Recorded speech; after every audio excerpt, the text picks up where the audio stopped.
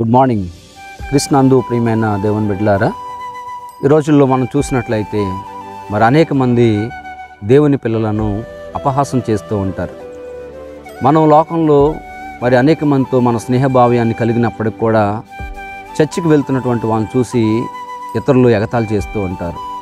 చర్చికి వెళ్తున్నప్పుడు, దేవుని మందిరానికి వెళ్తున్నప్పుడు దేవుని మందిరానికి వెళ్తున్నటువంటి వాళ్ళని చూసి ఎగతాళిగా మాట్లాడడం మన యొక్క సంఘాల్లో మనం చూస్తూ ఉంటాం.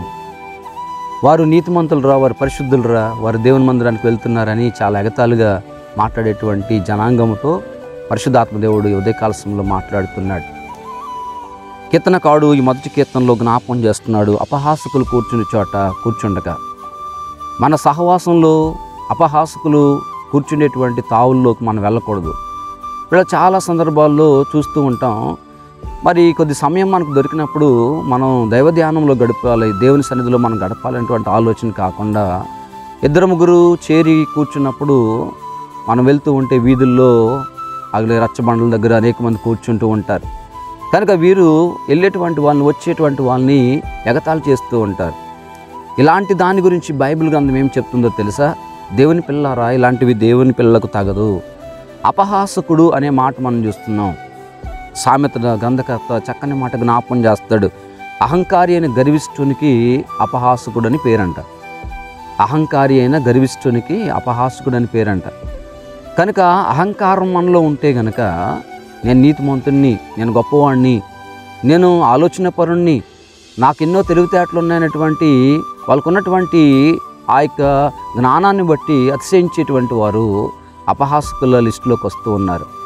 ఈ రోజున అపహాసం చేయకూడదు. ప్రియ దేవుని బిడ్డలారా, ఈ ఉదయకాల ధ్యానంలో మీరు ఈ మాటలు మీ హృదయంలో ఉంచుకోవాలని ప్రేమతో మనవి చేస్తున్నాను. అపహాసకుడు గద్దింపునకు లోబడ్డు. వాడికి మనం చెప్తాము, అరే అట్లా అనకూడదురా, అలా చేయకూడదు, ఇతరులను అలా మనం కామెంట్ చేయకూడదు అని చెప్తున్నప్పుడు కూడా వాడు మన మాటలకు లోబడడు. ఎందుకంటే వాడు అపహాసకుడు.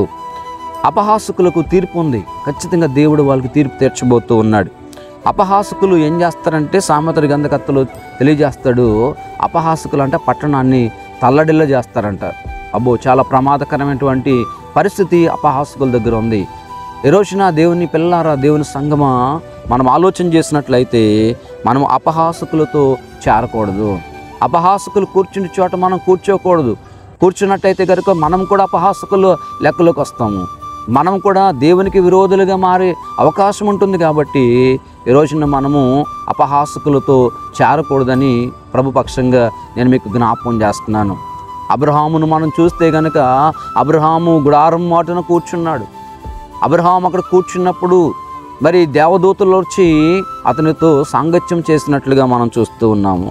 కనుక గుడారపు ద్వారమందు అబ్రహాం కూర్చున్నప్పుడు దేవదూతలు వచ్చారు. ప్రియ దేవుని బిడ్డలారా, ఈరోజు మనం కూర్చుండే స్థలం కూడా చాలా యోచించదగినటువంటిది. మనం ఎక్కడ కూర్చుంటూ ఉన్నాం, ఏ స్థలాల్లో కూర్చుంటున్నాం? కనుక తాగే వాళ్ళ దగ్గర కూర్చుంటున్నామా, తినే వాళ్ళ దగ్గర కూర్చుంటున్నామా, ఈ లోక సంబంధమైనటువంటి ఆ విషయాలు మాట్లాడుకునే వారి దగ్గర మనం కూర్చుంటున్నామా? మనం ఎక్కడ కూర్చుంటున్నాము?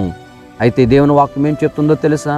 నువ్వు దేవుని మందిరంలో కూర్చుని, దేవుని మందిరంలో నీవు ఆయనను ధ్యానించినట్లయితే కనుక దేవుడు నీకు అనేకమైన ఆశీర్వాదాలు ఇచ్చేవాడుగా ఉన్నాడు.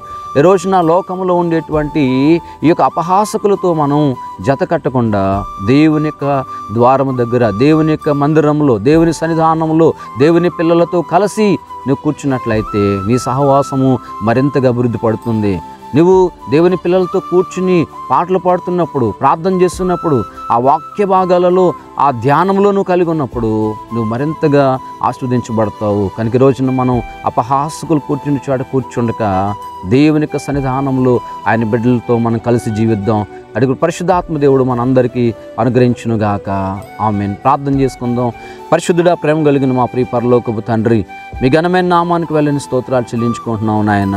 ఈ రోజున ప్రభువా, మేము ఎక్కడ కూర్చుంటున్నామో నాయన మేము గ్రహించుకునే కృప దయచేయండి. అపహాసకులైనటువంటి వారు ఎంతోమంది ఉన్నారు ప్రభువా. నాయనా, ఇదిగో తండ్రి, నీలో నిలిచి నాయన నడుచుకునేటువంటి వాళ్ళని ఎగతాళి చేస్తూ ఉన్నారు, అపహాసం చేస్తున్నారు ప్రభువా. అయితే నాయన, మేము వారి జాబితాలో చేరకుండా, అట్లాంటి వాళ్ళు కూర్చున్న చోట కూర్చుండకుండా ప్రభువా, నీ ధర్మశాస్త్రమును లేక నీ వాక్యమును ప్రభువా నిత్యము కూడా మేము ధ్యానించుకునే కృప మాకు దయచేయమని ప్రభా ఈ ఉదయకాల సమయంలో తలలో ఉంచిన నాయన ప్రతి ఒక్క బిడ్డను పేరు పేరు చొప్పున మీరు దీవించి ఆస్వాదించి కృప వెంబడి కృప దయచేయమని ఈ దిన నాయన ఇదిగో తండ్రి నాయన ప్రత్యేకమైనటువంటి సమయంలో కలిగినటువంటి ప్రతి ఒక్క బిడ్డను మీరు దీవించి ఆస్వాదించి కృప వెంబడి కృప దయచేయమని యేసు శ్రేష్టమైన నామంలో ప్రార్థించి వినయంతో వేడుకుంటున్నాం పరమ తండ్రి. ఆమేన్.